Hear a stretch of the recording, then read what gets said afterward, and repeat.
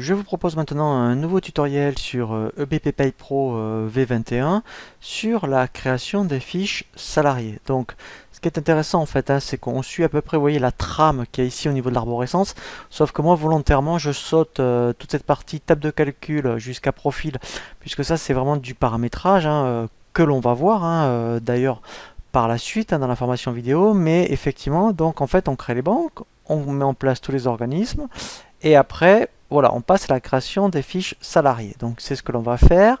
Donc pour créer une fiche salariée, il suffit de cliquer, vous voyez, sur l'arborescence salarié, et à droite, on va arriver à une fiche vierge. Voilà. Donc dans un premier temps, donc vous voyez que vous avez des informations avec des points rouges.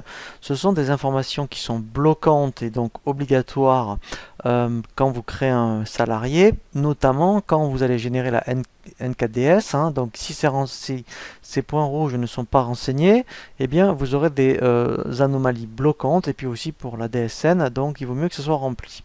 Au niveau de l'état civil, on va mettre vraiment tout ce qui est administratif. Donc je vais surtout renseigner qui est avec des points rouges, voilà, donc un petit point par exemple, voilà.